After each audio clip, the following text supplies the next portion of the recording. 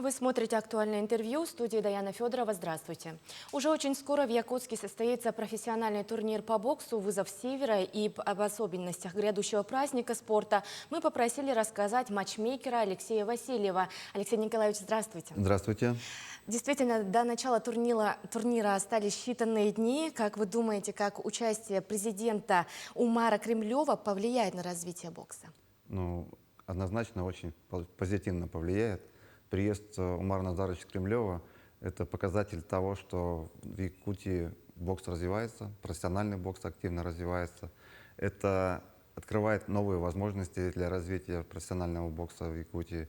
И то, что турнир «Вызов Севера» проходит при поддержке IBA, это уже показывает высокий статус и хороший уровень подготовки организационный и спортивный. Расскажите подробнее о соглавном и главном боях вечера, в чем специфика стилей соперников, да, и чего ждать зрителям от этих поединков. Ну, начнем, наверное, с главного боя, где Михаил Варламов будет драться с Майклом Кисама из Филиппин. Это разные стили противостояния. У филиппинцев достаточно жесткая манера ведения боя, агрессивная манера ведения боя. Его соперник все свои победы одерживал досрочно. И это представляет большую угрозу для Михаила. Он такому уровню соперником еще не встречался. Но у Михаила есть что противостоять. Он очень техничный, быстрый, обученный боксер, хорошая школа, российская школа бокса и якутская школа бокса. И он хорошо готов, и я уверен, что победа будет за нами. Тем не менее, риски проиграть достаточно высокие, пока Михаил Варламов продвигается без поражений, и этот соперник покажет по-настоящему его уровень, настоящей формы, ну и станет ступенькой продвижению к его следующим поединкам и, возможно, к титулу чемпиона мира. А в главном противостоянии встретятся два соперника, у которых уже началось противостояние заочное. То есть один конголиец Майкл Кинг, который имеет тяжелую судьбу, который уехал из Африки сначала в Англию и там работал, и там начал тренироваться. И первые свои шаги в карьере сделал в Англии, и как раз который является, так скажем, стиль его совмещенный африканский силовой и английский достаточно очень техничный и также силовой. В настоящее время он уже тренируется в Объединенных Арабских Эмиратах. И он провел несколько поединков в России, достаточно ярко себя заявил и объявляет себя королем джунглей. В противовес ему парень из Красноярска Александр Хохлов с российской школы бокса, такой целеустремленный парнишка, от которого многое можно ожидать. И это противостояние началось у них заочно. То есть Майкл Кинг объявил, что он приезжает за победой и что ему будет позволено победить только досрочно, только нокаутом, и он собирается вырубить своего соперника прямо на ринге. На что и также он захотел получить титул не просто короля джунглей, но и короля тайги. На что его соперник отвечает, что ну попробуй, мы ждем тебя, и ты просто не представляешь, что такое тайга. В твоих джунглях там тепло и свободно, а тайга — это совершенно другая история. И ты даже не знаешь, войдя в тайгу, может ты из нее выйти. И поэтому вот это противостояние уже словесное, оно также и выльется на ринге. То есть тот африканец не представляет, куда он попал. И наш русский парень будет стоять за свою землю, за себя. И ожидаем очень яркий поединок. По-настоящему будет украшением этого турнира. Зрелищные и динамичные поединки нас ожидают, действительно. А что касается возвращения нашего якутского бриллианта Петра Васильева, это действительно долгожданное событие для многих болельщиков. Скажите, в чем была причина паузы в его карьере? Ну, наверное, причина была в том, чтобы осознать, хочет ли он дальше продолжать вести профессиональные поединки или нет. И как бы отдохнув немножко, поняв, что у него есть еще силы, у него есть еще желание, огромное желание, и стремление все-таки достичь какого-то серьезного титула в его карьере, он решил вернуться. И начал подготовку заранее, где-то полгода или даже более 7 месяцев назад. И сейчас ему будет противостоять очень серьезный оппонент, после которого можно сделать уже конкретные выводы. Стоит ли ему дальше двигаться или все-таки действительно завершить карьеру. А оппонент действительно серьезный, чемпион Узбекистана, победитель международных соревнований, очень серьезный, сильный соперник. Тоже ожидается очень яркое противостояние. В турнире участвуют спортсмены из 5 стран. Как формировался состав участников? Есть ли в подборе пара особый смысл или стратегия? Формировался по принципу сильный против сильного. То есть равные соперники, чтобы были равные поединки, чтобы не было у какого-то человека, у кого-то спортсмена явного преимущества над своим соперником еще до поединка. Но так уж получилось, что и турнир называется «Вызов севера», и противостояние получилось юг против севера. Если посмотрите, ребята приезжают с юга: Филиппины, Конго, Узбекистан, Иран. И даже и российский юг тоже представлен городом Краснодаром. А противостоять им будут наши ребята, северяне, настоящие. Да.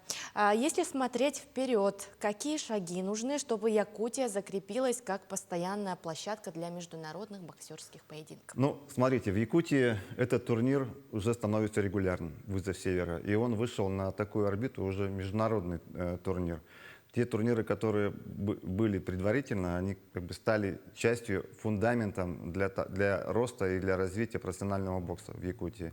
Кроме тех ребят, которых мы упомянули, это Варламова и Васильева, также я хотел бы отметить перспективных ребят, которые, к сожалению, на этом турнире не могут быть представлены по ряду причин. Некоторые травмировались, некоторые участвуют в чемпионате России.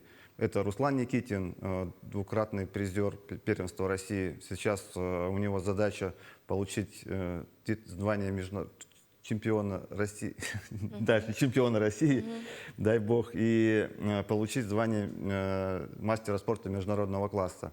Кроме этого, Назар Андреев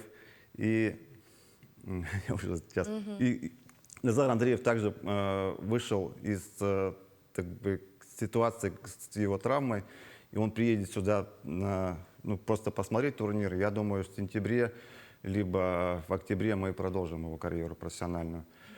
И вот смотрите, это база, это основа, на которой стоит сейчас профессиональный бокс в Якутии. Но этот турнир и приезд Умара Назарыча открывает новые возможности. В частности, одна из возможностей — это открытие Центра прогресса бокса, Дальневосточного центра прогресса бокса в Якутии. Для этого все есть. Есть есть традиции, есть тренерский состав, есть желание. И, я так понимаю, есть возможности, потому что Умар Назарыч такие центры открывает по всей России. И при сотрудничестве с Федерацией бокса Якутии и при партнерстве правительства Саха-Якутия такой центр может быть. С основанием этого центра часть боксеров, которые тренируются на Дальнем Востоке, могут тренироваться здесь. Это даст огромный скачок развитию бокса в Якутии, и вообще на Дальнем Востоке. Кроме этого, если этот турнир пройдет удачно, а я верю, что он действительно пройдет удачно, эта традиция будет соблюдена, и каждый год «Вызов севера» будет проходить на территории Республики Саха-Якутия, возможно, даже в каких-то других городах. А вот скажите, планируются ли какие-то мастер-классы, допустим, с титулованными боксерами? Мастер-классы в данном случае мы пока не планируем, но мы планируем несколько событий, связанных с главным событием, с этим турниром. Это открытая тренировка, будет проходить пресс-конференция с участниками главных и соглавных поединков, и медиавзвешивание, где каждый из ребят молодых могут прийти, познакомиться, пофотографироваться, может быть, даже задать вопросы тем участникам, достаточно серьезным спортсменам, и присоединиться уже на этом уровне к элите российского и международного бокса. А как вы думаете, Что должно произойти, чтобы вызов Севера стал настоящей традицией, да? Просто трудиться, не сдаваться, преодолевать все сложности, верить в то, что, верить в свою звезду, в успех этого проекта и продолжать его делать из года в год. Надо подходить к этому не просто ради турнира, а подходить к этому комплексно. И между турнирами нужно работать над карьерой боксеров, якутских боксеров, помогать им и в развитии их карьеры, в подготовке, в проведении различных поединков за пределами Якутии. И тогда якутский бокс будет подниматься, и тогда он будет греметь на всю Россию и на весь мир. И тогда мечта многих ребят и болельщиков якутского бокса воплотится. И в Якутии будет свой чемпион мира по профессиональному боксу. Алексей Николаевич, а пожелания ваши коротко участникам? Ярких поединков, и пусть победит сильнейший.